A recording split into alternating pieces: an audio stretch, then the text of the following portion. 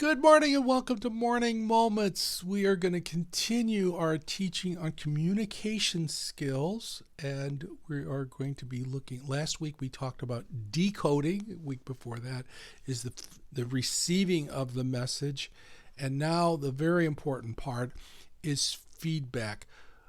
We are constantly giving feedback of our communications to one another, and many times it's done verbally and non-verbally.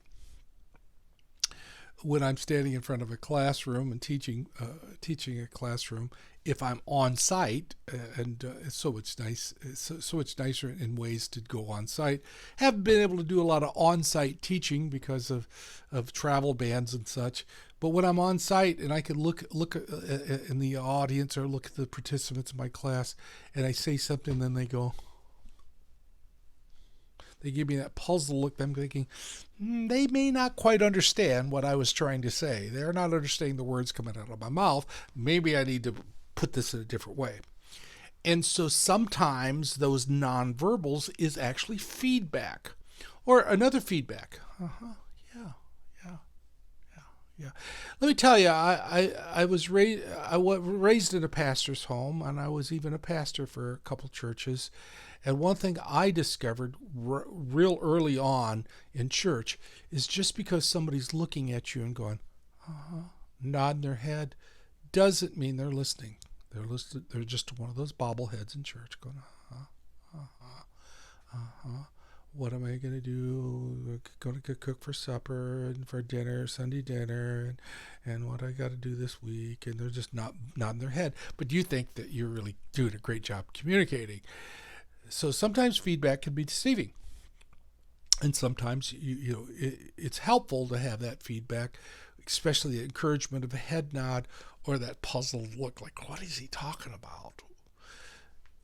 But often nonverbal communication is misunderstood or even not even picked up. So that's why it's important in communication to actually use your words. Excuse me. When you said this, I didn't quite understand that. Could you explain that better? Oh, yes. Could you give examples of that? I'm constantly asking for feedback because I want to know if what I said people understood. When I talked about decoding, and I said we decode messages, and I gave example of describing what a giraffe is or what a camel is. And if I thought I was describing a giraffe, and I'd say, well, somebody tell me, what kind of animal was I explaining? And they go, well, sounds like a turkey to me. I'm thinking, I didn't say anything about feathers.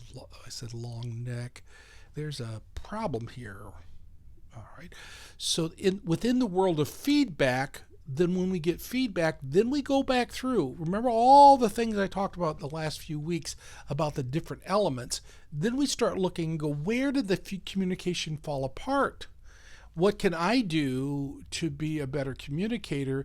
It's the responsibility of the receiver and the sender to have better communication.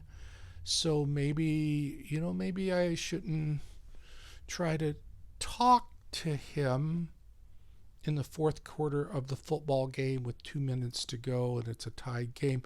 That's not the time to bring up real important stuff, right? Or maybe I shouldn't talk to her when she's tired and upset, and I'm just going to ask her these questions. Maybe I shouldn't share these things at this point.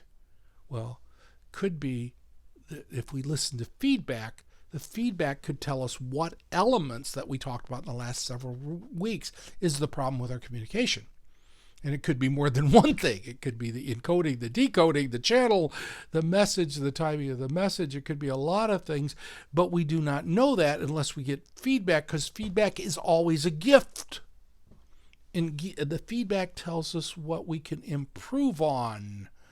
And watch for the feedback of the puzzled look or the nod or the assurance that this is exactly what I wanted to say. And sometimes you may even say, please tell me what I said, or let's talk about that.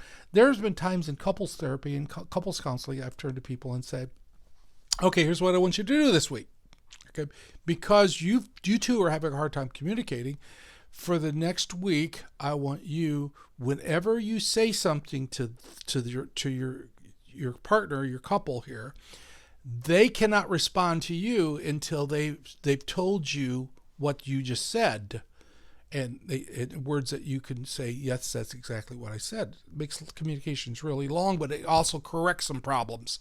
So, all right, before you say to me, let me just say, this is what you just said. You said that I'm a big moron, and I'm, and you start repeat back to them. Yeah, that's exactly what I said. I said, you're an idiot and moron. Okay, well, as long as I understand what you're saying, but at least we're communicating now, right?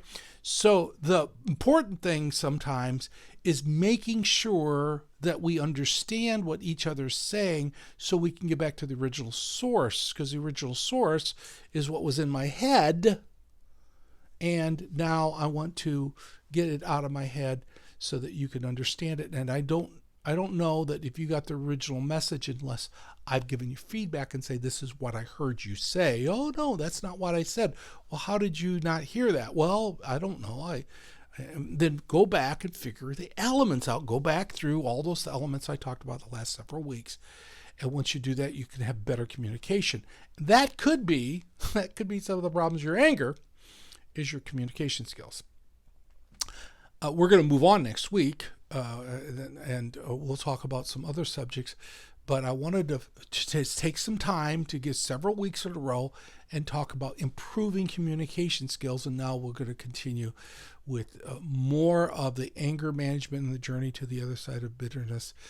And go back and listen to many of those other sessions that I've done weeks and weeks ago.